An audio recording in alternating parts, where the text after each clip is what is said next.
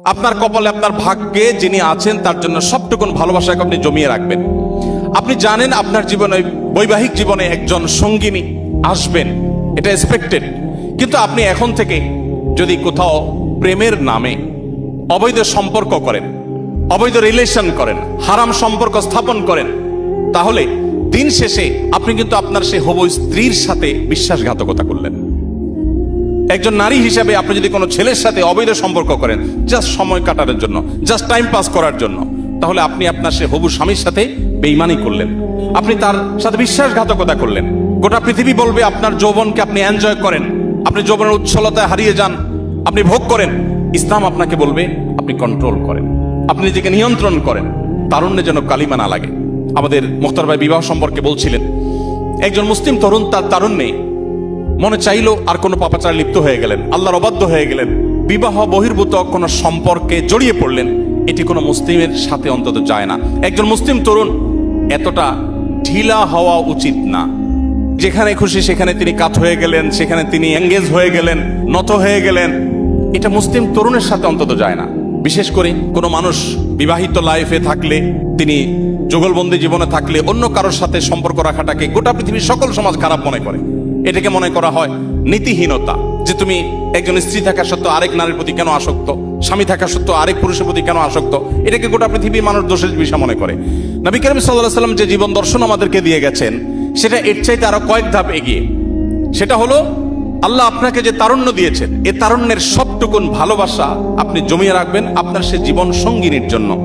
যেই যুবক তার তারুণ্যকে, তার যৌবনের চাহিদাকে কন্ট্রোল করতে পারে না, নিয়ন্ত্রণ করতে পারে না, তার চরিত্রকে হেফাজত করতে পারে না, তার সম্ভ্রমকে সংরক্ষণ করতে পারে না, এই যুবক আব্দুল্লাহ ইবনে ওমরের উত্তরসূরি হতে পারে না, এই যুবক ওমর রাদিয়াল্লাহু তাআলার উত্তরসূরি হতে পারে না, এই যুবক মুহাম্মদ সাল্লাল্লাহু আলাইহি ওয়াসাল্লামের অনুসারী হতে পারে না, এই যুবক কখনো আব্দুল্লাহ ইবনে মাসউদের অনুসারী হতে পারে না, এই যুবক সেই সকল সাহাবীদের অনুসারী হতে পারে না যেই সাহাবীরা মক্কার যাযাবর থেকে অর্ধ পৃথিবীর বাদশাহী করেছেন। আপনি তাদের অনুসারী, সেই নবীর উম্মত যে নবী তার যৌবনকে হেফাজত করেছেন এবং হেফাজত রাখতে বলেছেন। অতএব এই সংগ্রামে আমাদেরকে জিততে হবে এবং জয়ী হতে হবে। আল্লাহ তাআলা আমাদের সবাইকে সেই তৌফিক দান করুন। এক একটা পার্ট মাত্র। আসল ধার্মিকতা হলো সে আসলে আল্লাহর কাছে নিজেকে সারেন্ডার করছে কিনা, সে কোরআন হাদিসের সামনে নিজেকে সমর্পণ করছে কিনা। যে কোরআন হাদিসের নির্দেশ আসছে সে থেমে গেছে। ও যে কদিন আগে কে আওয়াজ উঠছে না, নারী কিসে আটকা, পুরুষে কিসে আটকা। দেখতে হবে এই পাত্র, এই পাত্রী কোথায় গিয়ে থামে, কিসে আটকে। যদি দেখেন যে সে আল্লাহ এবং তার রাসূল সাল্লাল্লাহু আলাইহি ওয়াসাল্লামের কথা শোনার পর আটকে যায়, বাস আমার আর কিছু নাই, সে অনেক তেড়ামি করতেছে, আপনি আল্লাহর ভয় দেখা দিচ্ছেন, সাথে সাথে থেমে গেছে। সে একটা হাদিস পেয়ে গেছে, তার তেড়ামের বিপরীতে সে সাথে সাথে সরি বলে ফেলছে। তাহলে এই হলো দিনদারিতা, যে ভেতর থেকে আল্লাহর কাছে কি করা, নিজেকে সমর্পণ করে দেওয়া। এইরকম মানুষ যদি জীবনে পান তো এটা আপনার জীবনে বিরাট বড় একটা সম্পদ। এখন এটা কিভাবে বুঝবেন? এটা বোঝার জন্য তার পুরো লাইফস্টাইলটা দেখতে হয়, যে সে হালাল হারাম কতটা মেনটেন করে, তার রাগ, তার গোসা, তার ক্রোধ, তার জেদ, তার ভালোবাসা, তার বিদ্বেষ, তার শত্রুতা, তার দান না করা, তার বন্ধুত্ব, সবকিছু সে নিয়ন্ত্রণ করে। কোরআন হাদিসের গোষ্ঠী পাথর দিয়ে করে কি? যদি করে আলহামদুলিল্লাহ, সে কোরআন হাদিসকে নিজেকে সমর্পণ করেছে। এই হলো প্রকৃত দিনদার। তাহলে এটা দেখে বিয়ে করতে হয়, এটা হলো প্রথম দিক। আপনি রূপ লাবণ্য অন্য কিছু দেখেন না দেখেন, কিন্তু ওইটা মূলে দেখবেন। পাশাপাশি এবার রূপ লাবণ্য দেখেন, অন্য জিনিস দেখেন, ঠিক আছে। অনেক সময় ম্যাচ করবে কিনা, ফ্যামিলিগত বন্ডিং হবে কিনা, আঞ্চলিকতা, অন্যান্য দিকও দেখতে হয়, সেগুলো দেখেন।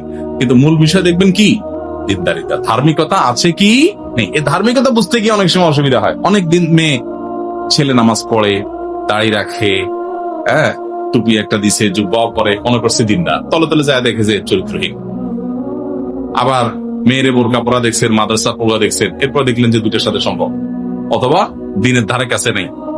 তো এই জন্য প্রকৃত দিনদারি কি, এটা বোঝার চেষ্টা করা, ভেতর থেকে সে আসলে দিন কি কতটা গ্রহণ করেছে এটা দেখা। এক। দ্বিতীয়ত হলো আদর্শ সুন্নাহসম্মত বিয়েতে মহর হবে সহনীয় পর্যায়ে।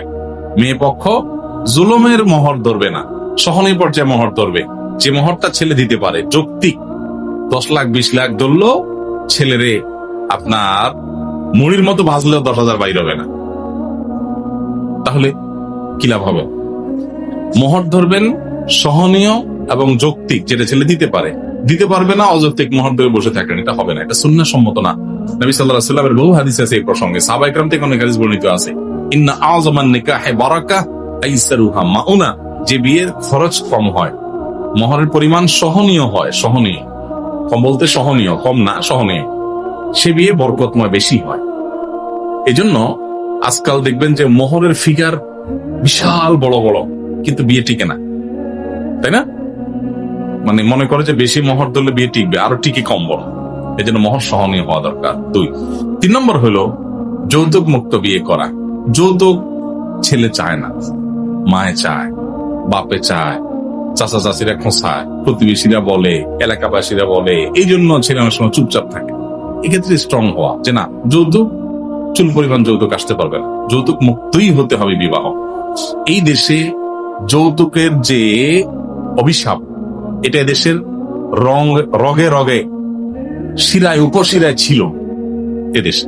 কারণ যে হিন্দুদের মধ্যে এবং কোন কোন আমাদের পার্শ্ববর্তী ভারতের আপনার কোন কোন অঞ্চলে তো এমনও আছে যে আপনার মেয়ে হয়েছে মানে তাকে বিয়ে দেওয়া হলো একটা জীবনের সবচেয়ে কঠিন কাজগুলো রাখে, এত গহনা দিতে হয়, টাকা দিতে হয়, যৌতুক দিতে হয়। তো সেই সমস্ত তাদের প্রথাগুলো আমাদের মধ্যে এমন ভাবে এসে গেছে যে মুসলমানরাও যৌতুক নির্ভর হয়ে গেছে। এই দেশকে যৌতুক মুক্ত করার পেছনে প্রধান এবং বলতে পারি একমাত্র অবদান হলো আলেম ওলামাদের। ওলামা একরাম ওয়াজ মাহফিলে, মিম্বরে যৌতুকের বিরুদ্ধে যেভাবে সংগ্রাম করেছেন, সেই সংগ্রামের ফসল হিসাবে যৌতুক আলহামদুলিল্লাহ এই দেশ থেকে অনেকটাই চলে গেছে। নামটা আছে, যেটুকু আছে এটুকু চলে যাবে। ওলামাদের এরকম আরো বহু অবদান আছে সমাজ সংস্কারে, সেগুলো হয়তো সেকুলাররা স্বীকার করে না বা ইসলাম বিদেশিরা স্বীকার করে না, কিন্তু তাদের বিবেককে জিজ্ঞেস করলে তারা দেখবে যে ওলামা একরামের এরকম আরো বহু অবদান আছে। এই যৌতুক মুক্ত বিয়ে হতে হবে। তাহলে 3 নম্বর, আদর্শ মাস্তুন বিয়ে হতে হবে কি মুক্ত। যৌতুক কিন্তু শুধু খাট পালং আর টাকা পয়সা যৌতুক না, আজকাল খাবারও যৌতুকের অন্তর্ভুক্ত। খাবার কিরকম? মেয়ের বাপের বাড়িতে, শ্বশুর বাড়িতে এক গাদা মানুষ নিয়ে যায় খায় আসে, এটা হলো খানার যৌতুক। বুঝেন নাই?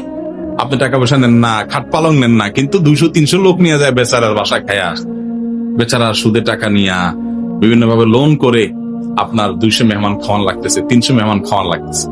খুশি হয়ে তার আছে অডেল, সে নিজের এমনি মেহমান খাওয়াবে, আপনারও কিছু খাওয়াইলো, সেটা ভিন্ন বিষয়, কিন্তু এটা বন্ধ হওয়া উচিত। এই রসনটাই বন্ধ হওয়া উচিত। মেয়ে বাবার কোনো খাওয়ান নাই, খাওয়ান হবে ছেলের। তো সেখানে এই বরযাত্রী নামক পদযাত্রা, এটা বন্ধ করতে হবে। এটা বদযাত্রী না, এটা কি? বদযাত্রী। এই বদযাত্রী প্রথা যদি আপনি বন্ধ করতে পারেন এবং যৌতুক মুক্ত বিয়ে করতে পারেন, তাহলে আদর্শ সুন্নাহ সম্মত বিয়ে হলো। নাম্বার 4, সুন্নাহ সম্মত বিয়ের জন্য পর্দা নিশ্চিত করা জরুরি, এবং সেটা মেয়ে দেখা থেকে নিয়ে বিয়ের আনুষ্ঠানিকতা শেষ হওয়া পর্যন্ত সকল ক্ষেত্রে পর্দা লঙ্ঘন হয় আমাদের সমাজে কম বেশি। বিশেষ করে অনেক লোক আছে নামাজ কালাম পড়ে, নিজেরা পর্দা করে, বিয়ের সময় বলে যে আর বিয়ের সময় একটু আধটু না করলে হয় না, আর বিয়ের সময় একটু আধটু করা যায়। মুসলমানের জীবনে একটু আধটু বলতে 20 কি একটু আধটু খাওয়া যায়? কি বলেন? কারেন্টে একটু আধটু হাত দেওয়া যায় ডাইরেক্ট লাইনে? তাহলে হারাম হারাম, সেটা একটু আধটু বলতে কোনো কিছু নাই, কখনো করা যায় না। তো এই জন্য মেয়ে দেখতে যাবেন, সেখানে আপনার দুলাভাইরে মেয়ে দেখাবেন, আপনার বন্ধু বান্ধব নিয়ে মেয়ে দেখতে যাবেন, পর্দাহীনতা জায়েজ নেই। আপনি দেখবেন, আপনার ফ্যামিলি মেয়েরা দেখবে, আর কেউ না, আর কোনো পুরুষ না আপনার ফ্যামিলির। এরপরে যে বিয়ের অনুষ্ঠানে সেখানে মেয়ে পুরুষ ঢলাঢলি, মাখামাখি, পর্দা লঙ্ঘন, হ্যাঁ, ছেলেরে বসা রাখবেন মূর্তির মতো, মেয়েরা এসে পাশে দাঁড়ায় ছবি নিল, মেয়েরে বসা রাখবেন তুক্তির মূর্তির মতো, সেখানে ছেলেরা সবাই দেখলো। বিয়ে করলেন আপনি, মোহর দিলেন আপনি, মেয়েটার সাজায় গোজায় প্রদর্শন করে দেখতে দিলেন সবাই। কত বড় নির্বুদ্ধিতা বলেন! এটা কোনো কথা? বউটা আপনার, পয়সা খরচ করলেন আপনি, আর দেখালেন গোটা দেশে মানুষ সাজায় গোছায়, বলে তোমরা দেখো, চোখের তোমাদের যে আকাঙ্ক্ষা আছে সেটা মিটাও। এটা কোনো বুদ্ধিমানের কাজ হতে পারে? তো এই জন্য পর্দা নিশ্চিত করা। 5 নম্বর এবং গুরুত্বপূর্ণ একটা পয়েন্ট হলো গান বাদ্য মুক্ত বিয়ে, হারাম গান বাদ্য মুক্ত বিয়ে। এই যে মিউজিক দিয়া ঝাঁকানাকা আপনার ব্যান্ড পার্টি আনা ছাড়া বিয়ে তো আজকাল চিন্তাই করা যায়। ছেলে করতে চায় না, বলে হুজুর আমি আসলে করতে চাই। তো কেন হচ্ছে? ওই বাগিনা বাগিনীরা, বাতিজা বাতিজারা, এরা ওটা আনন্দ করতে চায়। গুনাহ বরের হবে আগে, কারণ সে এটার সমর্থন দিয়েছে এবং সে এটার মূল কারণ। এজন্য গান মুক্ত বিয়ে, এটা আজকাল চিন্তা করা কঠিন হয়ে যায় যে আরে মিউজিক ছাড়া কেমনে বিয়ে হয়। বিয়ে হবে সারা রাত ধরে মিউজিক হচ্ছে এলাকা। মানে এই ধরনের আপনার অমানবিক এবং আপনার অন্যায় আচরণ যারা করে, বিবেকও বাদে না, মানুষ ঘুমাচ্ছে, আমি গানের আওয়াজে তাদেরকে উঠাচ্ছি। এমনকি কারো যদি ডিস্টার্ব নাও হয়, গান মুক্ত বিয়ে করা এটা সুন্নাহসম্মত বিয়ের জন্য একটা জরুরি বিষয়। 6 নম্বর এবং গুরুত্বপূর্ণ একটা বিষয় হলো বিয়েটাকে সহজ করতে হবে। বিয়েটা কি করতে হবে? সহজ। উভয় পক্ষের জন্য সহজ। ছেলে পক্ষ মেয়ে পক্ষকে বলে দিবে, বেঈ সাহেব,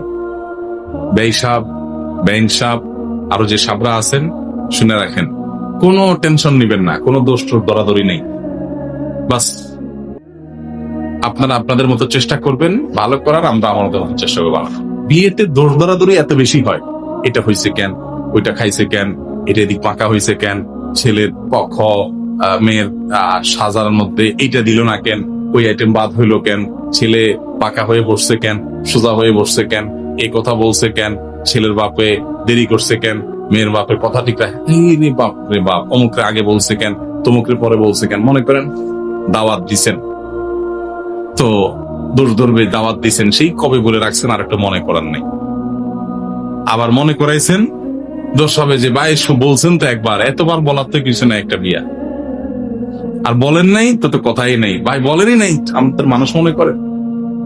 এই যে দোষ দরাদরি আমাদের দেশে এত অনাচার বিয়েকে কেন্দ্র করে, এটা সহজ করতে হবে ভাই, কোনো দোষ দরাদরি নেই, প্রত্যেকে রিল্যাক্স এবং হালকা করে দিতে হবে। আপনি আপনার আত্মীয়কে, নতুন আত্মীয় হচ্ছে বেঈ সাহেব বেঈন সাহেবকে হালকা করে দেন, বিয়ে বরকতময় হবে ইনশাআল্লাহ।